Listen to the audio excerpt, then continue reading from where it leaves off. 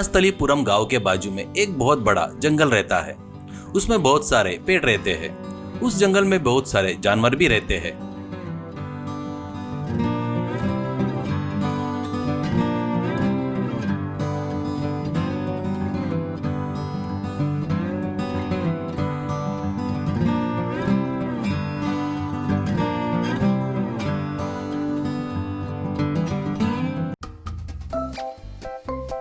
वहां के लोग उस जंगल के जानवरों का शिकार करना,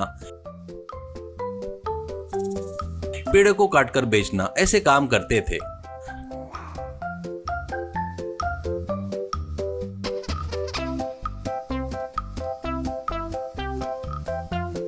वनस्थलीपुरम गांव को लगकर एक बड़ी नदी थी।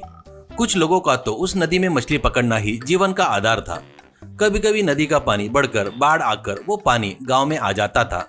तब लोगों को बहुत तकलीफ होती थी। उसी गांव में वीरू नाम का एक लड़का रहता है। वो बहुत ही अच्छा था। वो भी जंगल में पेड़ काटने वाला था, पर वो हरे भरे पेड़ों को कभी नहीं काटता था। सूखे हुए पेड़ों को ही काटकर बेचता था।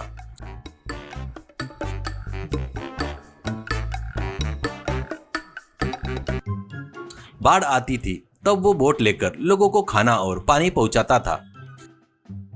वीरू की पत्नी और बच्चे रहते हैं। वो कमाया हुआ पैसा पत्नी को देता था।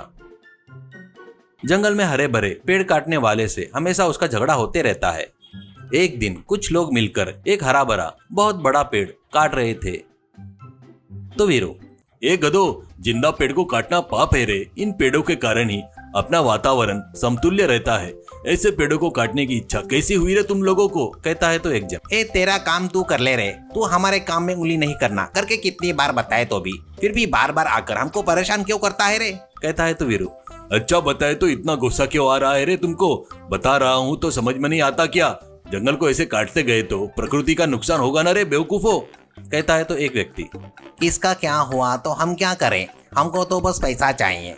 हरे भरे पेड़ों का ज्यादा पैसा मिलता है। सूखे हुए पेड़ काटे तो तेरे जैसे बाजार में रखकर बेचना पड़ेगा और उससे ज्यादा पैसे भी नहीं मिलेंगे। तब हम लोग क्या करना? तेरे जैसे भीख मांगना क्या? जाकर अपना काम देख ले रे, नहीं तो मार खाएगा। ऐसा कहता है वीरू। मुझे ही मांगने वाला बोलता क्या? तुम लोग ही हो रे भिखारी वाले, करके एक जन को मारता है। झगड़ा बड़ा होकर सब लोग मिलकर वीरू को मारते हैं। घर आई वीरू से पत्नी, क्यों जी तुम सबके ऊपर समझाने के लिए जाते हो? उन लोगों ने जो कहा उसमें गलत कहाँ है?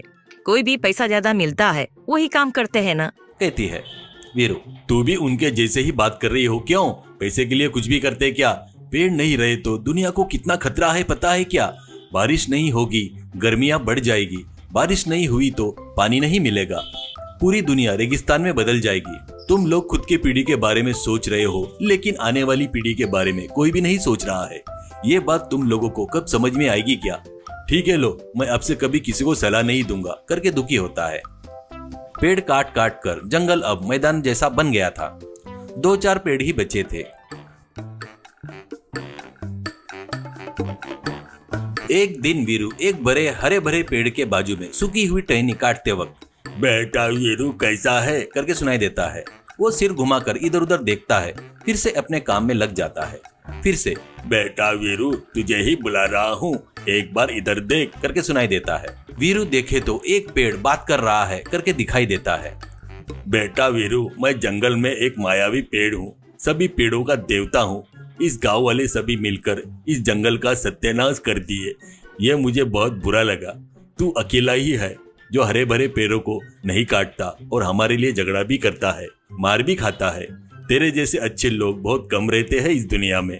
कहता है तो वीरू पेड़ को नमस्कार करके, मैं तुमसे माफी मांगने के अलावा कुछ नहीं कर पा रहा हूँ, इससे मुझे बहुत दुख हो रहा है। पेड़, दुखी मत हो वीरू, इसमें तेरी कोई गलती नहीं है। इतने सालों से नदी में आए बाढ़ को गांव में नहीं आना करके हम लोगों ने ही रोका है। अब पूरे पेड़ काट दिए, इसलिए इस बार आने वाली बाढ़ बहुत खतरनाक रहेगी। कितने लोग मरेंगे बता नहीं सकता। वीरू, अरे बाप रे, अब कैसे पेड़ भगवान, बड़ा दिल करके हमारे गांव की रक्षा करो, ऐसा कहता है। पेड़, तो इस गांव के सभी लोगों को घर छोड़कर आकर बचे हुए पेड़ों पर घर बनाने को बोलो, तभी वो सुरक्षित रहेंगे, ऐसा कहता है। वीरू ठीक है बोलकर पेड़ को नमस्कार करता है। गांव में आकर वीरू बताए सो सुनकर सब लोग जोर जोर से हंसते हैं। एक जन, क्या रे पेड़ बात किया क्या? ये बात मानकर हम लोग घर वगैरह सब छोड़कर पेड़ पर घर बनाना क्या? जाकर अपना काम देख ले रे, कहता है। और एक व्यक्ति, नदी के बाढ़ को पेड़ ने रोका क्या? हम ये मानना क्या रे, जा रहे यहाँ से, करके हंसी उड़ाते हैं। अब उनका कुछ करने का बचा नहीं रहने से वीरू उस मायावी पेड़ पर घर बांधकर रहने लगा। एक दिन नदी में बाढ़ आती है, गांव पूरा डूब जाता है।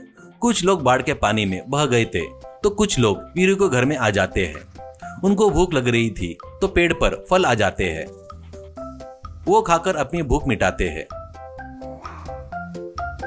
बाढ़ कम होने के बाद लोग अपनी गलती मानकर जंगल में पेड़ लगाना शुरू करते हैं।